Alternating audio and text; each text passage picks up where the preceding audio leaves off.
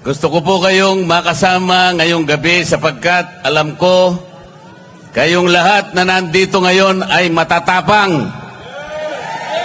Yes. Kasi po sa House of Representatives, konti na lang po yung matatapang doon. Kaya sana gusto ko silang imbitahin lahat dito para tumapang naman sila. Para ipagtanggol nila ang karapatan ng bawat isang mamamayang Pilipino. Tingnan po ninyo ang nangyari sa akin. Pati hopya po na kinakain ko, inaagaw na nila sa akin. Napakawalang hiya nila. Puro salbahe. Wala naman akong ginawang masama. Sinasabi ko lamang sa kanila, mali po ang ginagawa ninyo. Ito po ang dapat nating gawin. Ito ang dapat nating ayusin sapagkat ito ang nasa ating rules and regulations. Ayaw naman po nilang makipagdebate. Hindi naman sila siguro mananalo sa debate. Ginugulo na lamang nila ako. Puro panggugulo. Kaya sabi ko pupunta na lang ako sa Cebu.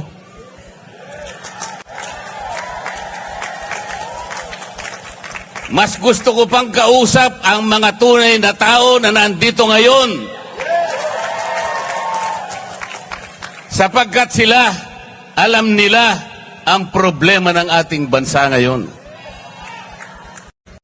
Ang presyo po ng bilihin ngayon, lalong-lalo na po ang pagkain, masyado na pong mataas. Kawawa na po ang ating mga kababayan, lalo na po yung nasa panig ng mahihirap. Hindi po nakikita ngayon ang problema na yan. Kaya lalong lumubha ang kahirapan sa ating bansa dahil sa korupsyon. Lubog na hirap ng humirap ang ating buhay. Tingnan po ninyo, halos 30% po ng pera ng bayan ay napupunta lang sa korupsyon. Ano po ang epekto nun? Pati education nagsasuffer. Pati public health nagsasuffer. Sinasabi ko po sa kanila, napakinggan nila ako, itinuring nila akong kalaban. Kalaban nilang lahat. Tinanggalan po ako lahat ng committees sa House of Representatives.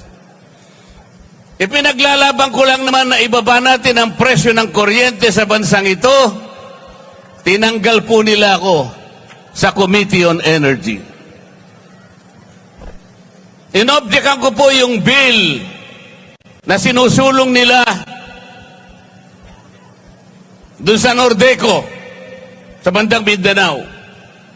At doon sa Samselco, sa Zamboanga City. Ang sabi ko, pagka inapprove nyo ang bill na ito, lalong tataas ang presyo ng kuryente sa bahagi na yan ng Mindanao. Ayaw po nilang maniwala. Lahat po ng mga panukalang batas na ifinail ko na 10 bills, hindi po nadinig yun. Ayaw nila. Wala silang pakialam sa inyong kapakanan. Ang gusto nila siguro, tumaas ang kuryente sa ating bansa. Alam po ba ninyo kung ano yung pinapangunahing layunin ng batas sa kuryente?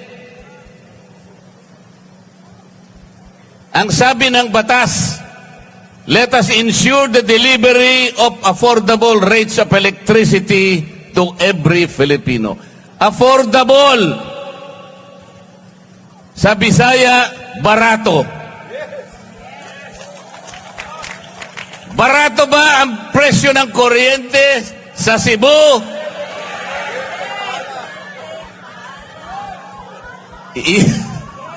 Yung batas ng kuryente nagawa 24 years ago, 2001. The underlying objective is to bring down the prices of electricity in this country. It did not happen after 24 years. Bakit pa tayo gumawa ng batas kung yung pinakalayunin hindi naman natutupad?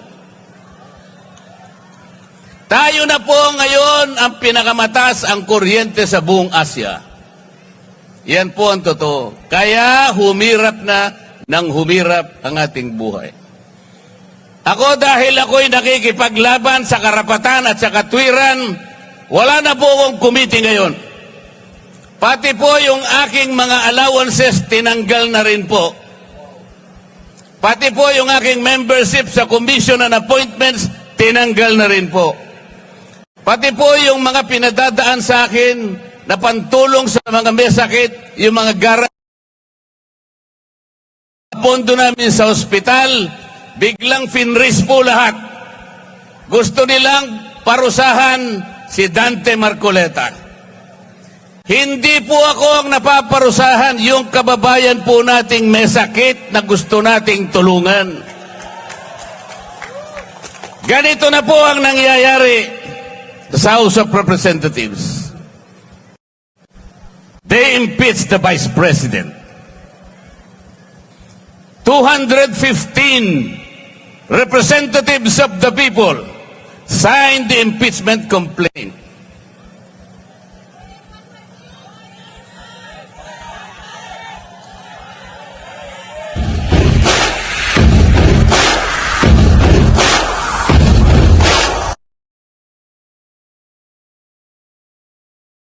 Walang basihan ang impeachment complaint.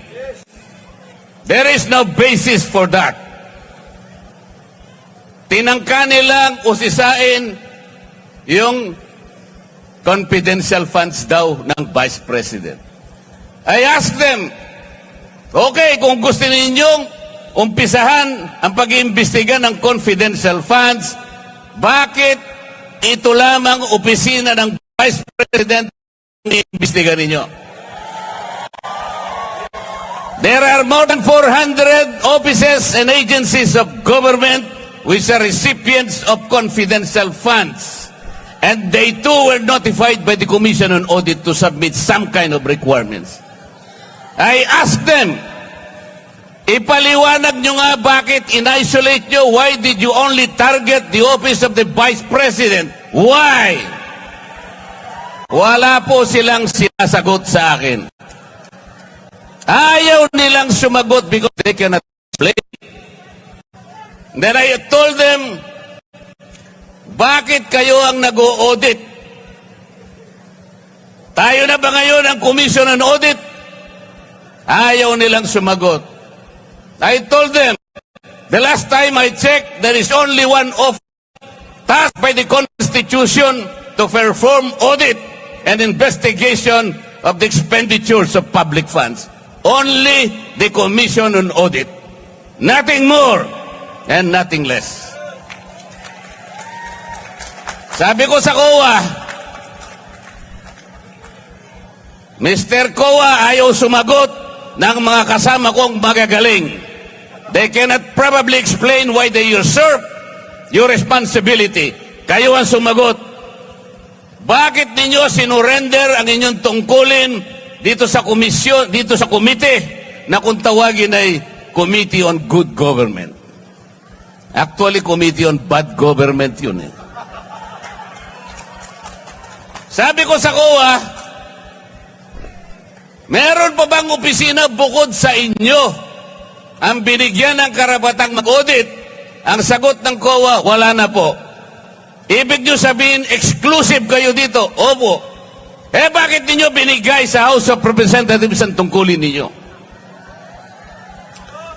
Yung audit po, nag-uumpisa lang mag-audit. Initial findings pa lang. Wala pang conclusion. There is no finality of judgment. Everything else is questionable. Everything else is assailable and appealable. Pero kinuha ng House of Representatives. Paano nangyari ito? Ayaw po nilang sumagot. Isang tao lang ang nagdidikta sa House of Representatives. Napapirma niya ang mahigit na 200 na kasamahan ko sa House of Representatives. Paano nangyari yun? Did the more than 200 representatives consult their constituents kung pipirma sila o hindi? They did not consult anybody. Sila lang ang desisyon kasi mawawalan daw sila ng projects. Mawawalan sila ng akap. Mawawalan sila ng ayudang ibibigay. Para sa ganon, ipamigay sa mga botante na akala nila'y mabibili nila ang boto ninyo. Sa mga matatapang na mamamayan ng Cebu, kung kaya po ninyong huwag tanggapin, huwag po ninyong tanggapin. Kung kaya po na huwag tanggapin, huwag tanggapin. Dahil ito lamang ang magsisilbing sampal sa kanilang mga muka. Gusto kong sampalin ninyo ang kanilang mga muka. Binibili nila kayo, iniinsulto nila kayo. This is not how to serve the people. Hindi ayuda ang gusto ng tao. Ang gusto ng tao, you provide the conditions to grow the economy, magkaroon sila ng trabaho, mabuhay sila ng marangal. Yun ang gusto ng tao. Yun ang gusto ng tao. About a month ago, a group of people converged in Luneta and elsewhere in the parts of this country, generating more than 4 million people in that peace rally. That was 1 month ago. Alam po ninyo yan. Ang pakiusap ng grupo na yon, magkaisa ang Pilipino, magkaroon ng kapayapaan, para harapin natin ang malalaking hamon at problema ng ating bansa. Ipinakiusap sa rally na yon, huwag tayong mag-awak kakawatak-watak. Huwag na po nating ituloy ang impeachment sapagkat ito ang simula ng pagkakawatak-watak ng Pilipino. It was a peaceful rally. Nakiusap ang mahigit na 4 na milyong Pilipino. Ito lamang ang paraan para sumulong ang ating bansa. Hindi pinakinggan ang boses ng ganong kalaking bilang ng mga tao. The Speaker of the House of Representatives defied the voice of the people. Vox Populi, Vox Dei. The voice of the people is the voice of God. Salus Populi est suprema lex. The welfare of the people is the supreme law. Mga kababayan, ang laki po ng papasalamat ko sa gabing ito sa inyo. Nakatagpo ko ang mga matatapang.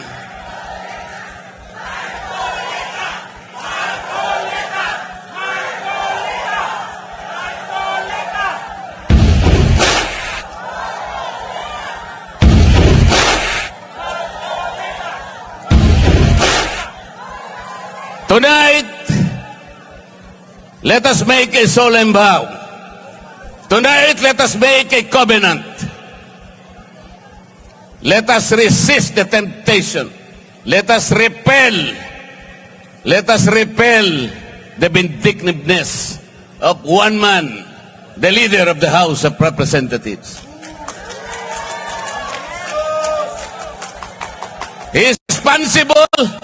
He is responsible in weakening our institutions. Kinuha nila yung pera ng PDAP. Kinuha nila yung pera ng PDIC. Kinuha yung pera ng DBP. Kinuha ang pera ng PhilHealth. Kinuha lahat ang mga pera para ilagay sa project ng DPWH. Let us resist that. Let us say no. These people now gathered tonight have the capacity to do that. Let the terms of this covenant reach the shores of Tacloban City. Yes. To remind that man from Tacloban that he cannot lord over, that he cannot change the destiny of our people.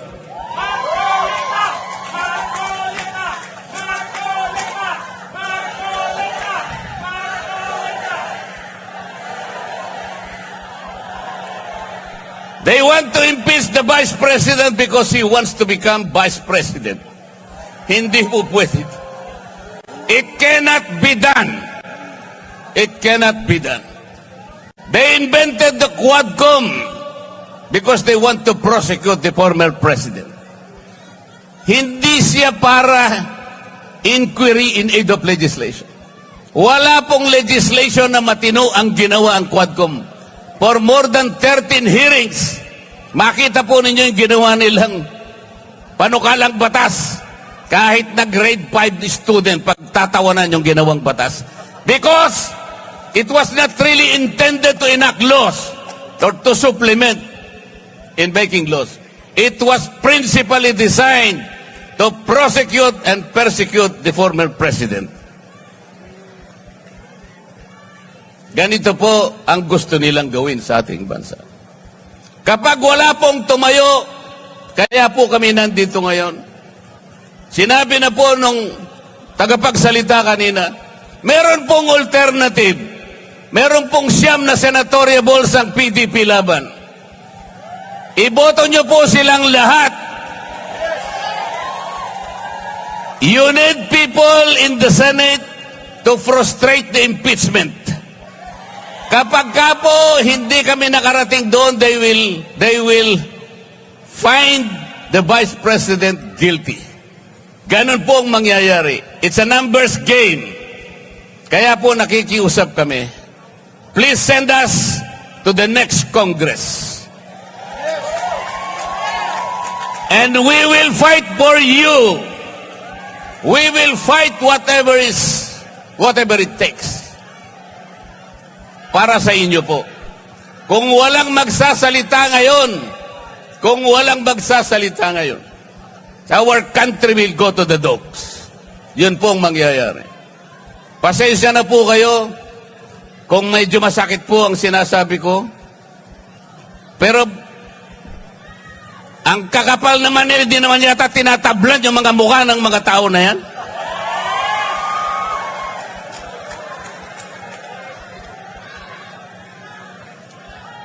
Tulungan niyo po kami. At bago ako magtapos, meron po akong ibubulong sa inyong lahat. Gikan sa akong kasing-kasing, gihigugma ko kamong tanan. Ano po?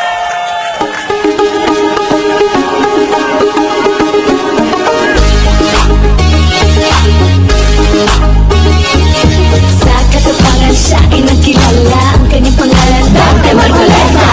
Pinipili yung makakabuti para sa mas nakararami. Katotohanan ang sinasabi, Marcoleta laban sa mga mapapakiti. Papatinag sa mali si Marcoleta, ipaglalaban ng kapatid na mata. Huwag kang matakot, Marcoleta ang pag-asa.